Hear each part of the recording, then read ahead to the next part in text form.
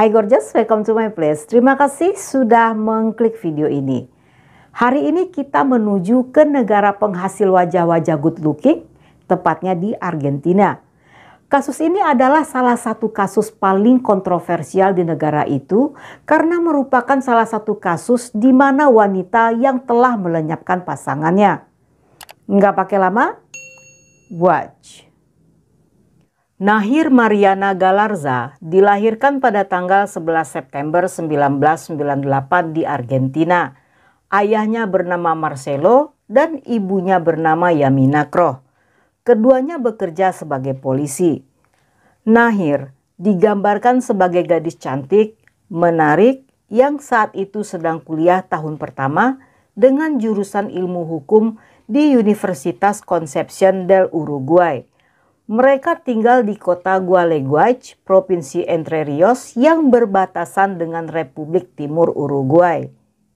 Di tahun 2012, Nahir bertemu seorang pemuda tampan bernama Fernando Gabriel Pastorizo. Fernando yang biasa dipanggil Peri, dilahirkan pada tanggal 3 Januari 1997. Dia seorang pemuda yang menyenangkan serta memiliki banyak teman. Menurut ibunya, dia adalah anak yang tenang, tidak pemalu, tapi tidak juga terlalu banyak bicara. Peri tinggal bersama ibunya dan saat itu telah mendaftar di Universitas Otonom Entre Rios dengan jurusan administrasi bisnis. Dia akan pindah ke Paraná pada awal Februari untuk mengikuti jadwal perkuliahan. Tidak lama setelah bertemu, mereka saling jatuh cinta dan berpacaran. Sama seperti pasangan kekasih lainnya, hubungan mereka juga tidak selalu mulus. Kadang mesra seperti sepasang merpati tak pernah ingkar janji, terkadang ribut seperti pasangan suami istri yang ketahuan istrinya doyan jajan online pakai uang kontrakan rumah yang belum dibayar 3 bulan. Selama 5 tahun berhubungan, perlahan kisah indah seperti dongeng itu berubah menjadi toksik.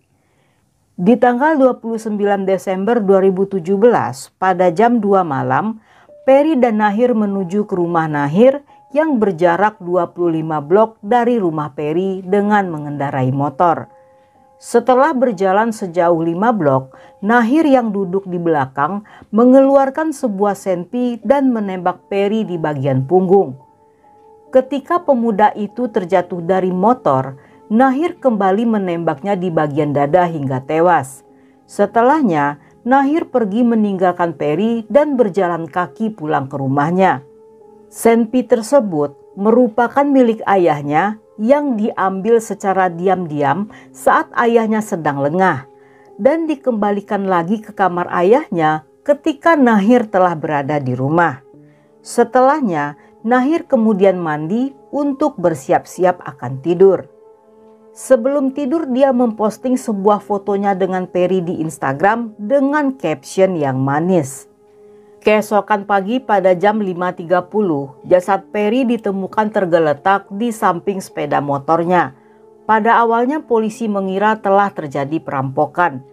Namun ketika tidak terlihat adanya tanda-tanda perampokan serta barang-barangnya masih utuh, mereka mulai mencari tahu kemungkinan lainnya.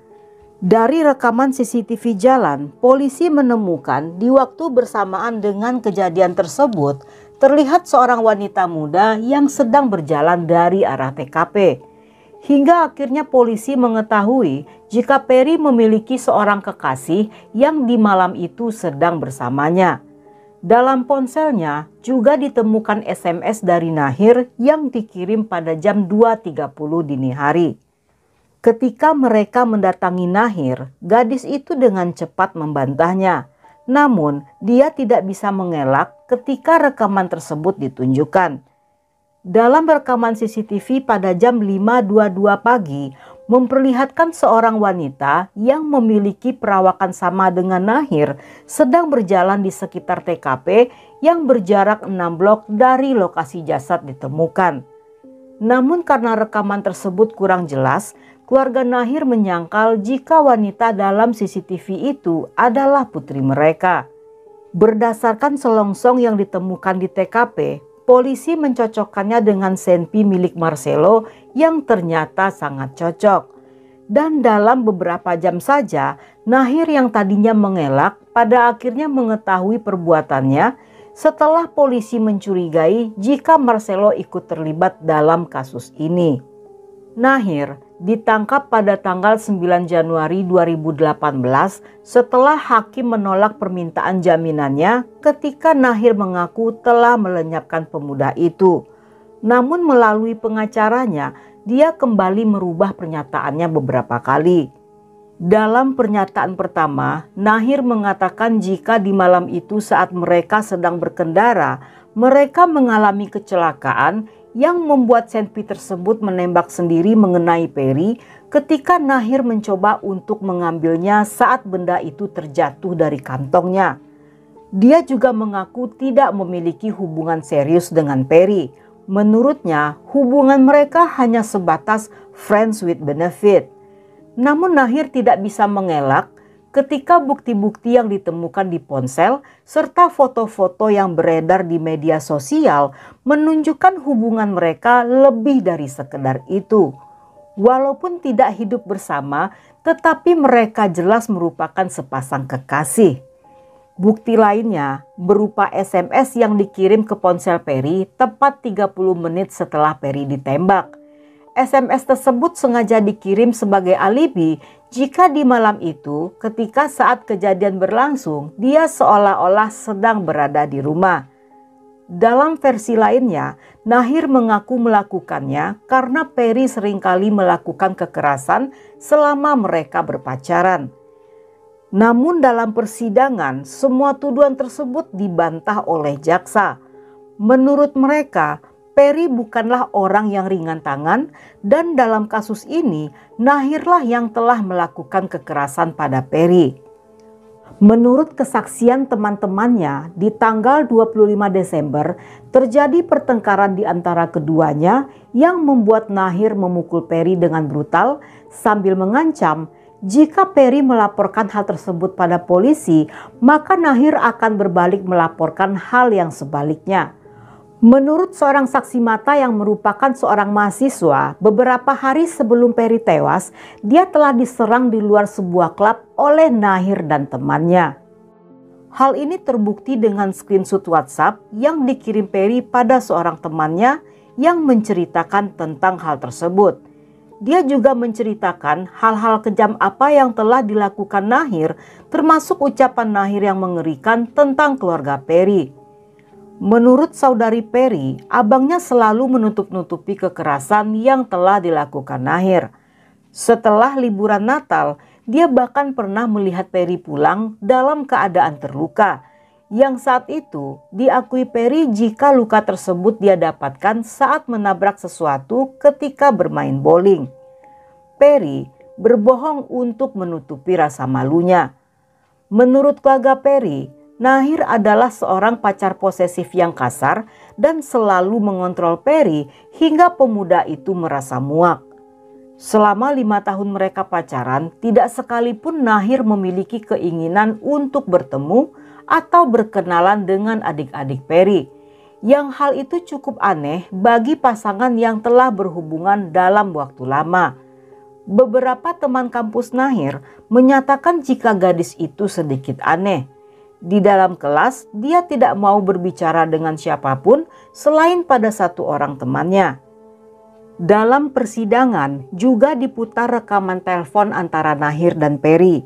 Walaupun di sana terdengar Perry yang saat itu sedang marah sambil berteriak kesal pada Nahir, Tetapi tentu saja hal tersebut tidak bisa dijadikan alasan atas perbuatan Nahir untuk melenyapkan pemuda itu, terutama dengan tidak adanya bukti bahwa Peri telah melakukan kekerasan secara fisik.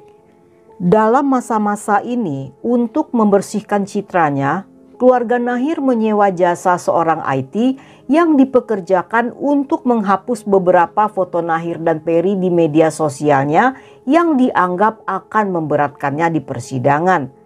Namun hal ini tidak banyak berpengaruh karena gadis itu tetap harus bertanggung jawab atas perbuatannya dan menjalani segala resikonya. Menurut pengakuannya pada jaksa, setelah menembak Peri, sesampainya di rumah dia memasukkan kembali senpi tersebut ke dalam sarungnya sebelum akhirnya dia mandi dan berangkat tidur. Setelah pengakuannya ini, Nahir dipindahkan ke rumah sakit jiwa untuk dievaluasi. Jaksa yang bertanggung jawab atas kasus tersebut mengatakan jika Nahir tidak memiliki masalah psikologis dan mental. Motif Nahir melenyapkan Peri diyakini karena posesif dan tidak ingin melepaskan pemuda itu begitu saja. Dia mengetahui jika Peri yang sudah tidak tahan akan mengakhiri hubungan mereka dengan alasan karena ingin pindah untuk kuliah di Parana.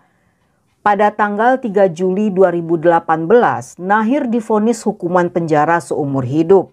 Hukuman tersebut berdasarkan pada kesaksian dan bukti berupa SMS, telepon, dan foto-foto yang digunakan para ahli untuk menepis kemungkinan jika pembunuhan tersebut atas dasar tidak disengaja. Nahir adalah wanita termuda yang dijatuhi hukuman penjara seumur hidup di Argentina. Setelah vonis dijatuhkan, Nahir mengajukan banding sebanyak 2 kali yang semuanya ditolak oleh pengadilan. Menurut seorang pakar ahli wajah yang membaca wajah Nahir saat gadis itu melakukan wawancara TV, dia mengatakan jika Nahir memiliki sifat narsis yang bangga dengan perbuatannya. Setelah kejadian ini, dikabarkan Nahir memiliki pacar baru bernama Matias Caudana. Matias yang berusia 22 tahun adalah putra dari Gonzalo Caudana yang merupakan seorang gembong obras dari Parana. Matias sendiri tertangkap bersama ayahnya atas kasus pencucian uang terkait perdagangan obras. Gonzalo divonis 12 tahun penjara dan Matias menjalani tahanan rumah selama 2,5 tahun atas kasus kepemilikan dan perdagangan obras dalam skala kecil. Nahir dan Matias bertemu ketika pemuda itu yang sedang menjalani hukuman mendapatkan izin untuk menemui neneknya yang ditahan di penjara yang sama dengan Nahir. Setelah pertemuan itu, mereka pun menjalin hubungan rahasia. Hubungan tersebut terungkap ketika Matias mengungkapkan perasaannya pada Nahir melalui akun Facebook. Yang tidak lama kemudian, postingan serta foto mesra tersebut segera dihapus setelah menimbulkan kehebohan pada media. Namun hingga saat ini tidak diketahui apakah hubungan mereka masih berlanjut atau telah berakhir. Saat ini, Nahir ditahan di penjara Konsepsional Arenal di Parana. Buat gorgeous yang cowok yang berniat mau cari Facebook Nahir, mendingan gak usah dicari karena Facebooknya udah dihapus. Estoy con 2 amigas, no estoy en ninguna previa. Ahora cuando se vayan a la previa voy a tu casa. Cortala, por favor. Cara, me decís a mí. Me decís a mí cuando vos tenías todo eso que tuviste y te comés, sos una mentirosa. Me decís a mí que no puedo estar sin sorrear y vos no tenés cara, porque chica mentirosa que sos. ¡No te metí! Dije que estabas conmigo nomás y tenía otro. Sos una mentirosa, ¿no? Yo te creía, yo te creía.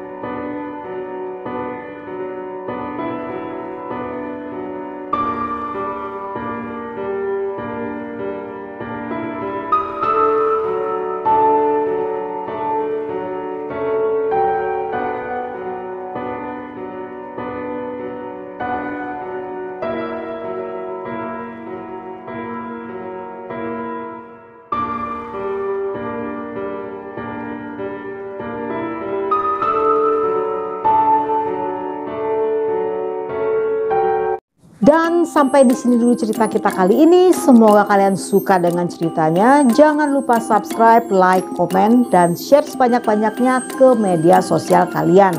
Dan buat kalian yang masih betah hingga akhir, thank you, love you, have a nice day, and then see ya.